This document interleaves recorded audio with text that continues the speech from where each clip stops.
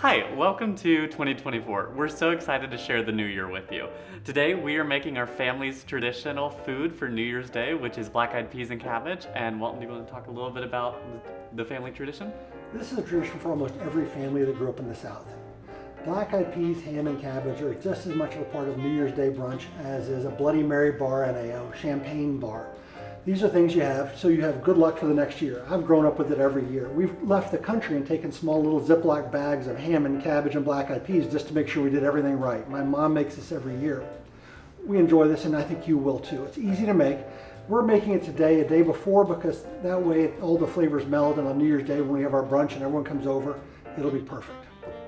So we're gonna run through the recipe real quick and talk about the ingredients, and then we'll get started. We have a pound of dried black-eyed peas. We've got the Cajun Trinity, which is a cup of diced green bell peppers, a cup of diced celery, and a cup and a half of diced onion. We've got 6 slices of bacon cut into about 1-inch pieces. We've got a pound of kielbasa sausage. And then we've got garlic, bay leaves, we've got cayenne pepper, salt and pepper, oregano, thyme, and paprika. It's a lot of spices, but it really makes a great dish. We've also got better than bouillon. You can make your own chicken stock, but if you're in a hurry, and this is New Year's Eve, you may not be in the mood to make your own chicken stock, better than bouillon is a wonderful option. Okay, so the first thing we're going to do is we take our pound of black-eyed peas and we just sort through it and then put this in water to soak while we do the rest of our ingredients. So the first thing we're going to do once our beans are soaking is we're going to sit there and take our bacon and cook that in a pot that will cook everything over medium heat. Once the bacon browns, we'll then cook our sausage and our vegetables and then pull it all together. So once the bacon's rendered its fat, we pull the bacon out with a sliding spoon and I just place it on a paper towel to sort of crisp up and dry out. We're going to use all that fat to sit there and cook our vegetables and also cook our sausage. So once we put the sausage in, we let that brown. We'll remove that and then add in our celery, bell pepper, and onions, and use that to sort of scrape up the brown bits off the bottom of the pan as they cook.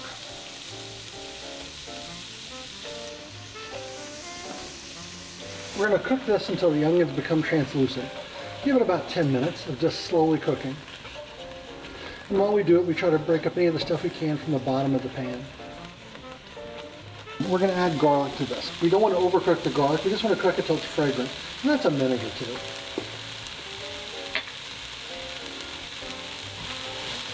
Once the garlic's fragrant, and if you were here, you'd smell this. It smells really, really good.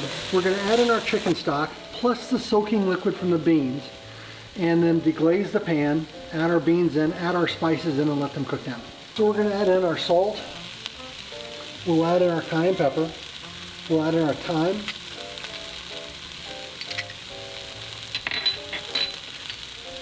oregano, paprika, black pepper, and our bay leaves. And we're just going to stir those around for just a minute, just to let them get fragrant.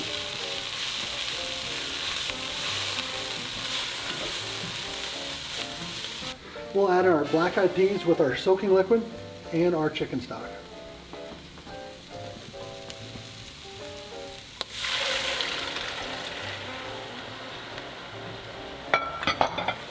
Try to scrape up all those bits that are left from the bottom of the pan. Most of them you've already gotten up, but we'll try to scrape up a few more, and then we'll add in our 6 cups of chicken stock. There's 2, and we're going to add in 4 more.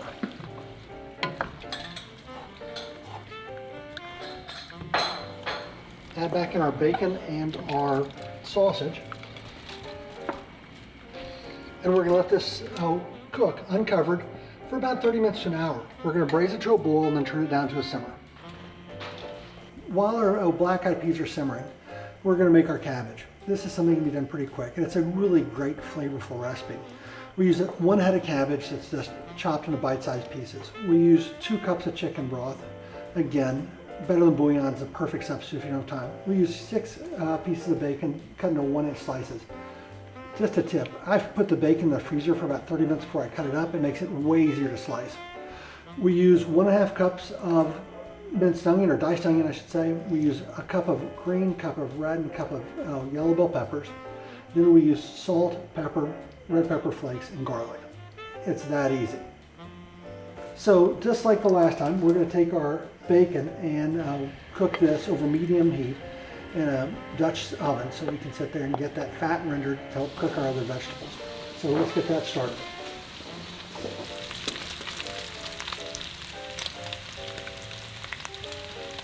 Once our bacon's crispy, we take it out with a slotted spoon and I just set it in paper towels so the grease can sort of soak off of it.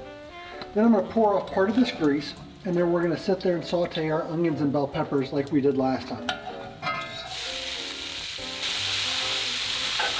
Again, when you do this, you want to scrape off any of those little brown bits you can off the bottom of the pan.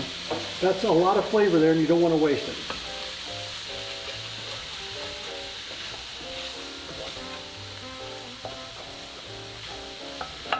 And we're just going to cook this until the onions again become translucent and this whole thing softens. It's time to add in our other seasonings. We'll add in our garlic as well as our red pepper flakes, our salt, and our pepper, and let that become fragrant over the next minute or so. Once we're done with that, we'll deglaze the pot with chicken stock, and then we'll bring in our bacon and our cabbage and bring that whole mixture to a boil.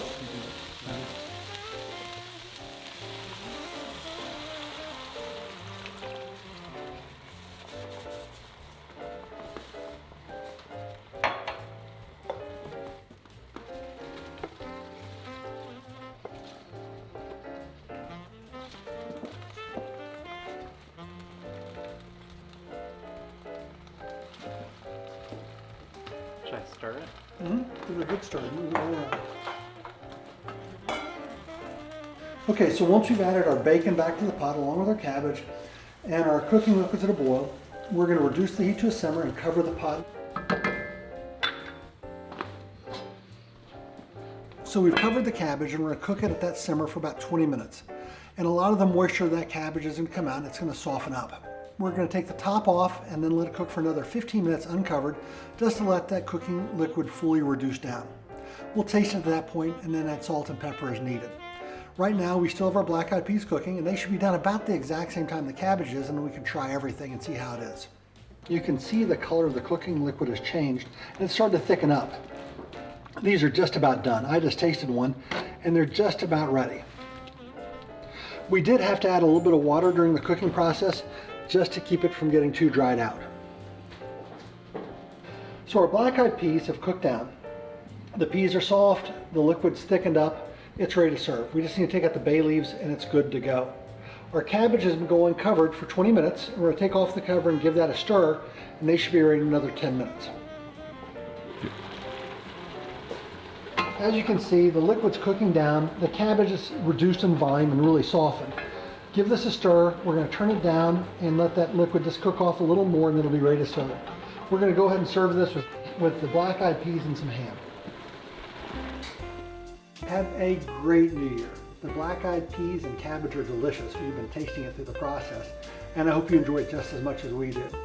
Enjoy all the health, wealth, and luck you can with your meal. Set up a nice Bloody Mary bar or mimosa bar and have a very happy New Year. We will see you over the coming months. Next month is Mardi Gras, and we're very excited about that. It's delicious. Yes.